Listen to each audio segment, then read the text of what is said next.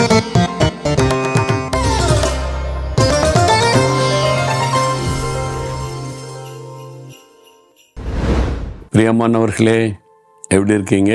உங்களுக்கு காலை வணக்கம். சந்தோஷமாக இருக்கிறீங்களா? நீங்கள் மன மகிழ்ச்சி ஆசீர்வாதமாக இருக்க உங்களை நான் வாழ்த்துகிறேன். இந்த நாளில் கூட ஆண்டவர் உங்களுக்கு ஒரு வாக்கு கொடுக்கிறார். என்ன தெரியுமா? சகரியா 2:5 நான் அதற்கு சுற்றிலும் அக்கினி மதிலாய் இருந்து அதன் நடுவில் மகிமையாக இருப்பேன் என்று அன்று சொல்றார். அக்கினி மதிலாய் இருப்பாராம்.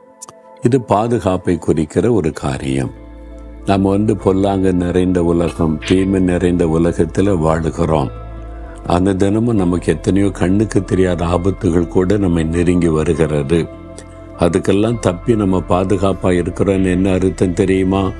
ஆண்டவர் நமக்கு சுற்றிலும் அரணாக இருந்து பாதுகாக்கிறார். அக்கினி முதலாக இருந்து நான் பாதுகாப்பேன்னு சொல்கிறார். அதாவது இரும்பு கம்பியில் வேலி போடுவாங்க பாதுகாப்புக்கு. அதை கட் பண்ணி உள்ள நுழைஞ்சிடலாம்.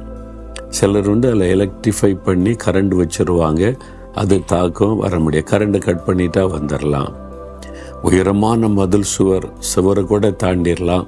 ரொம்ப உயரமாக இருந்தால் கூட அதையும் தாண்டி வரக்கூடிய காரில் இப்போ வந்து விட்டார்.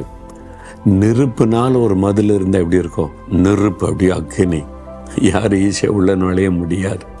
பிசாசு கூட உள்ள நுழைய முடியாது. அது ஆண்டவர் வைக்கிற அக்கினி மதிலாக இருப்பேன் அப்படின்னு ஆண்டவர் சொல்கிறார்.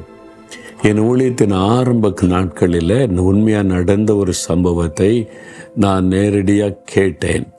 அது சாட்சியாய் ஒருவர் சொல்லுவதை நான் கேட்டேன். என்னென்னா, தமிழ்நாட்டில் ஒரு குறிப்பிட்ட பட்டணத்தில் ஒரு வாலிப மகள், அந்த மகள் ரட்சிக்கப்பட்டிருந்தாள், பரிசுத்தாவினால் நிரப்பப்பட்டிருந்தாள். அவள் தினம் காலையில் வேத வாசித்து பரிசுத்தாவினால் நிரம்பி ஜெபித்து தான் போவாள். ஸ்கூலில் ஃபைனல் இயர் படித்து கொண்டிருந்தாள் என்று நினைக்கிறேன். அழகான சௌந்தரியமான மகள். அவள் பஸ்ஸில் இறங்கி அவங்க வீட்டுக்கு நடந்து போகணும் கொஞ்சம் தூரம். தினசரி அதுதான் அவள் போகிற காரியம். சில வாலிபர்கள் இந்த மகளை பார்த்து, அவளுடைய அழகை பார்த்து, இவளை குறித்து தவறான எண்ணம் கொண்டு பாருங்கள், ஒரு நாள் அவள் பஸ்ஸில் இறங்கி நடந்து போகும்போது காரை கொண்டு சற்றும் எதிர்பாராத நேரத்தில் காருக்குள்ளே தள்ளி கடத்திட்டாங்க. அந்த பெண்ணை கடத்தி கொண்டு போய் ஊருக்கு வெளியில் இருக்கிற ஒரு வீட்டில் கொண்டு போய் அவளை கொண்டு போய் கட்டாயப்படுத்தி ரூமில் அடைச்சிட்டாங்க. அது ஊருக்கு வெளியில் இருக்குது. பக்கத்தில் வீடுகள்லாம் இல்லை. சத்தம் போட்டால் வெளியே கேட்காது. ஜன்னல் மூடி இருக்கு, கதவெல்லாம் மூடிட்டு இந்த வாலிபர்கள் சொன்னாங்க, நம்ம ராத்திரியில் வரலாம் அப்படின்னு சொல்லிட்டு போயிட்டாங்க. மாலை நேரம் இவளை கொண்டு அடைச்சிட்டாங்க. இப்போ ஆபத்து.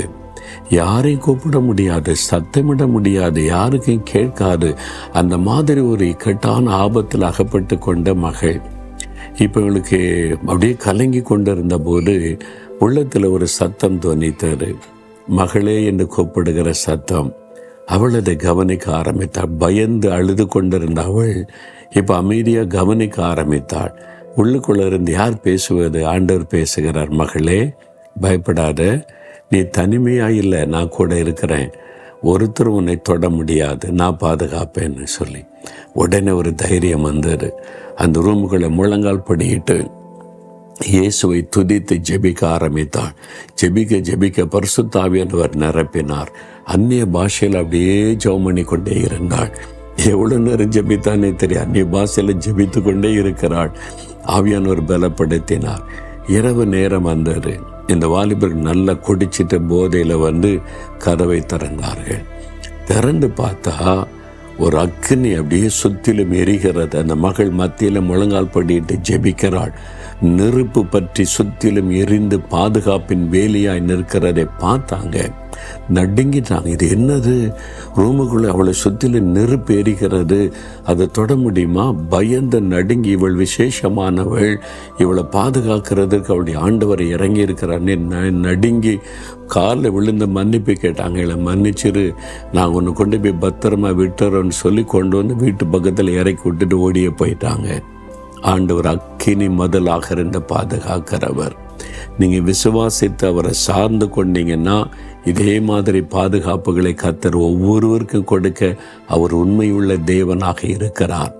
அவர் உங்களையும் உங்களுடைய பிள்ளைகளையும் உங்களுடைய குடும்பத்தையும் அக்கினி மதலாக இருந்து பாதுகாப்பார். பயப்படாதங்க. மந்திரம், பில்லி, சொனியம், ஏவல் ஒன்று கலங்காருங்க. அந்த அக்கினியை தாண்டி ஒருத்தர் உங்களை தொட முடியாது.